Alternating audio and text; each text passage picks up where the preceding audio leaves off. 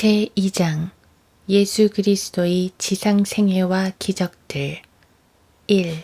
그리스도의 생애 예수 그리스도의 생애는 네 부분으로 이루어져 있다. 먼저 예수 그리스도께서는 성육신하시기 전에 삼위일체 안에서 하나님으로 계셨다. 골로새서 1장 17절은 그는 만물 이전에 계시고 라고 말한다.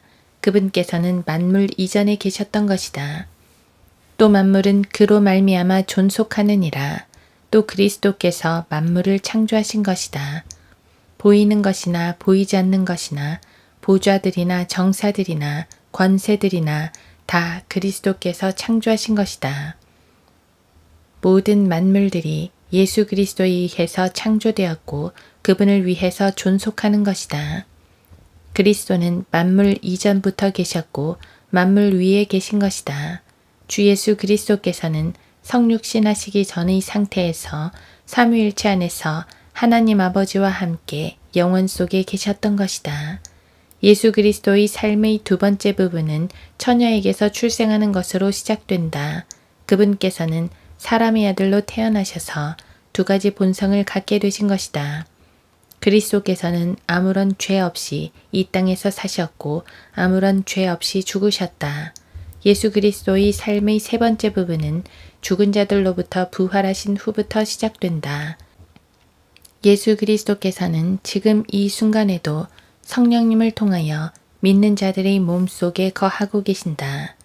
성령님께서도 예수 그리스도와 마찬가지로 주님이라고 불리고 계신다. 고린도후서 3장 17절. 그래서 성령님께서는 예수 그리스도를 증거하고 높이며 우리를 모든 진리 가운데로 인도하시는 것이다. 요한복음 15, 16장. 예수 그리스도의 삶의 네 번째 부분은 그분께서 만왕의 왕이요 만주의 주로 돌아오실 때부터 시작된다. 그리스도께서는 메시아 왕으로서 오셔서 팔레스타인에서 유대인들의 정치적인 메시아로서 다윗의 보좌에 앉아서 통치하실 것이다. 이것이 주 예수 그리스도를 초인으로 만드는 부분이다. 슈퍼스타가 아님을 주의하라. 이 세상에는 많은 슈퍼스타는 있지만 진정한 하나님, 인간으로서의 초인은 오직 예수 그리스도밖에 없는 것이다.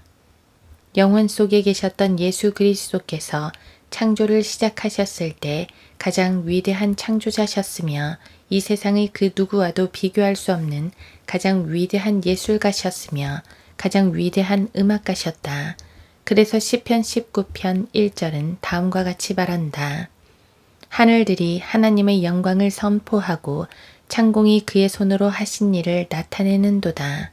그리스도께서 성육신하시기 전부터 그분께서는 구약 성경의 39권을 24명의 사람들을 통해서 1500년의 기간 동안 세계의 각기 다른 대륙에서 기록하신 위대한 작가이신 것이다. 그리스도께서 이 땅에 오셔서 이 땅 위를 걸으셨을 때 그분께서는 어떠한 의료기구도 필요치 않으시는 가장 위대한 의사가 되셨다. 누가복음 11장 32절에서는 요나보다 더 위대한 자가 여기 있느니라고 하셨다. 즉 그분께서는 가장 위대한 설교자이기도 하셨을 것이다.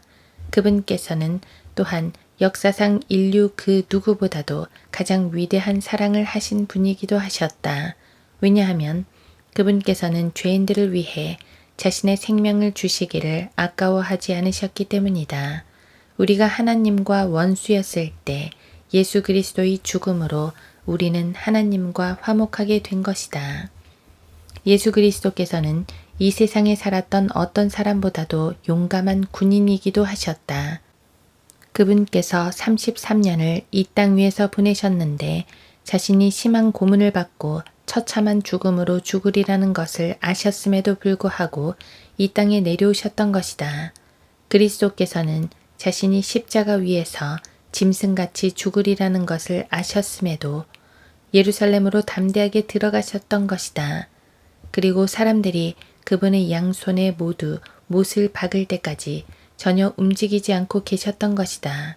지금 당신이 자기 목숨은 아랑곳하지 않고 전투에 임한 용사를 상상하고 있다면 그것이 바로 우리 주님의 모습일 것이다. 3일 후 그리스도께서는 죽음으로부터 부활하셨다. 이제 그분께서는 우리를 능히 모든 진리 가운데로 인도하실 수 있는 인류 역사상 가장 위대한 선생이 되신 것이다. 그분께서는 또한 가장 위대한 형사시기도 하다. 성령님께서는 어떤 죄인의 죄라도 찾아내실 수 있으며 죄인이 어디로 도망갈지라도 체포하실 수 있기 때문이다. 그분께서는 죄인이 어떠한 변명과 알리바이를 늘어놓는다 할지라도 능히 죄를 밝히심으로 심판과 정의를 시행하실 수 있으신 것이다. 그리스도께서는 가장 위대한 정치가시기도 한데 그것은 그분께서는 이 세상의 어떤 정치가도 하지 못한 일을 하실 것이기 때문이다. 그리스도 외에는 그 누구도 세상을 하나로 통일할 수도 없고 나눌 수도 없기 때문이다. 이제 예수 그리스도께서 만왕의 왕이요 만주의 주로 이 땅에 다시 오실 날이 있을 것이다. 그리고 그리스도께서 다시 오실 때 그분께서는 이 땅에서 통치했던 그 어떤 왕보다도 더 위대한 왕이 되실 것이다. 그분께서 통치하실 때는 그 누구도 본 적이 없는 군주와 독재자로 통치하실 것이다. 즉 그분께서는 철장으로 이 땅을 통치하실 것이란 말이다. 성경은 이것에 대해서 마치 물이 바다를 덮음같이 땅이 주의 영광의 지식으로 가득 차리라 라고 말하고 있다. 하박국 2장 14절. 아돌프 히틀러나 징기스칸, 나폴레옹 그 외의 어떤 황제가 다스렸던 영토도 그분이 통치하실 영토에 비한다면 애들 장난에 불과한 것이다. 주 예수 그리스도께서 돌아오실 때에는 아시아와 아프리카, 유럽, 남북 및 중앙 아프리카 그리고 양극과 바다의 모든 섬들은 모두 그분의 직접적인 치리 아래 들어가게 되는 것이다. 예수 그리스도의 삶의 두 번째 부분의 시작인 처녀 마리아를 통한 그분의 출생은 마태복음과 누가복음 그리고 창세기 3장 15절에 잘 기록되어 있다. 그분께서는 누가복음 2장 21절에 기록된 대로 8일 만에 할례를 받으셨다. 마리아도 그녀 자신이 정결함이 필요한 죄인임을 고백했으며 누가복음 2장 21, 22절에서는 성전에 들어가서 자신의 죄들로 인하여 정결례를 치렀다. 이것은 레위기 12장에서 하나님의 율법으로 불리는 것으로 누가복음 2장에서는 주의 율법으로 불리고 있다. 누가복음 2장 21, 22절에서 마리아는 율법에 따라 아기를 출산한 후 정결례를 치름으로써 자신이 이 세상의 모든 죄인들과 같다는 것을 보여준 것이다. 그 후 누가복음 2장 41에서 48절에 따르면 예수님은 12살 때 성전에 오셨었으며 그분의 유년 시절은 마가복음 6장 3절의 증언대로 나사렛에서 묵수로 보내셨다. 물론 예수 그리스도의 12년간의 유년기의 공백 기간이 어떤 정신 나간 사람들에 의해 소위 잃어버린 성경의 한 부분이라고 하나 실상은 전혀 성경의 일부분이 아니고 한 번도 일부분이었던 적이 없었던 위경에 제시되어 있다고 한다.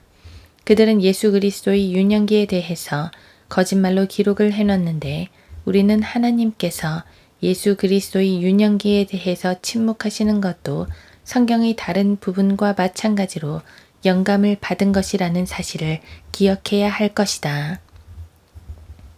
성령님께서 성경을 기록하실 때 침묵을 지키시는 부분이 있다면 그것은 그럴 만한 이유가 있기 때문인 것이다. 하나님께서 침묵하시는 곳에서는 우리도 입 다물고 있는 게 좋은 것이다. 그러므로 예수 그리스도의 유년기의 알려지지 않은 기록에 대해서는 마태복음과 마가복음 그리고 누가복음과 요한복음에 제시된 기록으로 충분한 것이다. 당신이 원한다면 당신은 이것에 대해서 계속 논쟁하며 당신의 상상의 날개를 펼칠 수 있을 것이다. 그러나 성령님께서 그리스도의 기록되지 않은 생애에 대해서 침묵하신다면 온 세상도 그분 앞에 침묵하게 하라. 예수 그리스도께서는 그의 사역을 유대와 사마리아 그리고 갈릴리 근방에서 시작하셨으며 이것은 사역의 처음 부분부터 6개월간의 기간이다. 그리스도께서는 침례인 요한에 의해 침례를 받으시자마자 마귀에게 시험을 받으시려 광야로 인도되셨다. 요한복음 2장 1에서 11절에 따르면 그분의 첫 번째 기적은 갈릴리의 카나에서 이루어졌고 그분의 두 번째 기적은 요한복음 4장 46에서 54절에 따르면 왕의 중신의 아들을 고치시는 것으로 카퍼나움에서 행해졌다. 이것이 갈릴리에서의 예수 그리스도의 사역에 대한 첫 번째 기간에 대한 기록이다. 예수 그리스도의 지상 사역 중 두 번째 기간에 해당하는 부분은 처음 6개월부터 8개월까지의 기록으로 그분께서 기적을 행하시고 병자를 고치셨으며 복음을 전파하셨던 카퍼나움과 갈릴리에서의 사역이다. 예수 그리스도의 지상 사역 중 세 번째 기간에 해당하는 부분은 흔히 후기 갈릴리 사역이라고 부르는 기간이다. 이 기간은 첫 번째 1년의 마지막까지며 갈릴리 지방과 그 근방에서의 사역이다. 이때 많은 무리가 주님을 따랐고 주님께서는 마태복음 5, 6, 7장에 제시된 대로 산상 설교를 하셨다. 다음 기간은 예수 그리스도께서 카퍼나움과 페니키아와 벳세다 그리고 카이사랴 빌립보 지방을 돌아다니시다가 다시 갈릴리로 돌아오신 기간으로 이때 바리새인들은 그분을 잡아 죽이려고 찾던 시기이다. 예수 그리스도의 지상 사역 중 마지막 6개월 동안은 그분께서 유대인을 대상으로 가르치시며 전파하시려고 돌아다니시는 것을 보게 된다. 우리는 마지막 일주일인 종려주일에 최후의 만찬과 겟세마네의 기도와 바리새인들과 헤롯 그리고 빌라도의 모의로 그리스도께서 십자가 위에서 돌아가시는 것을 보게 된다. 예수 그리스도께서는 예언대로 3일 후에 죽은 자들로부터 부활하셨는데 이것은 500명이 넘는 목격자들에 의해서 역사적 사실로 입증되었다. 예수님은 40일 동안 제자들과 함께 음식을 드시고 주무시고 말씀하시고 교제를 나누신 후에 몸을 지닌 채로 눈에 보이게 하늘로 올라가셨다. 이것은 예수 그리스도의 지상 생애에 대한 매우 짧은 요약에 지나지 않는다. 물론 우리는 다음 공부에서 그리스도에 대한 교리에 관해 공부할 때 이에 대해 더 자세히 다룰 것인데 특히 그리스도의 인간 되심과 죄 없으심, 인격, 가르침과 계명들 그리고 그분의 기적들을 다룰 때 그분의 생애를 더 자세히 다룰 것이다. 그리스도의 지상 생애에 관해서 마지막으로 언급하고 싶은 것은 그분은 소위 크리스마스 시즌이라고 하는 겨울이 아닌 가을, 즉 장막절에 태어나셔서 정확히 33년 반을 사셨다는 사실이다. 12월 25일은 태양신의 아들인 바알의 생일이다. 예수 그리스도의 탄생은 가을에 있는 장막절이 명백하다. 이것은 하나님께서 인간의 몸으로 오신 것을 하나님께서 육신을 입은 장막으로 오셨다는 것으로 설명할 수 있기 때문이다. 유대인들은 이때를 욤 키퍼라고 부르는데 이때가 바로 유대인들에게는 새해가 시작되는 기간인 것이다. 유대인들의 종교력은 첫 번째 달에 시작되지만 그들의 민간력은 9월과 10월 사이의 일곱째 달을 시작으로 삼고 있다. 그러므로 예수 그리스도의 공생의 사역 기간은 6월에서 10월부터 3월에서 4월까지 반년에다가 3번의 6월절을 지내시고 예수 그리스도 자신이 4번째 6월절 양이 되심으로 도합 4번의 6월절을 보내신 것이다. 요한복음에는 4번의 6월절이 언급되는 것을 볼 수 있는데 12, 13, 14장에서 예수 그리스도께서 바로 4번째 6월절 어린 양이심을 보게 된다. 그러므로 예수 그리스도의 지상 사역은 가을에 시작해서 봄에 끝나는 것이 명백하다고 하겠다.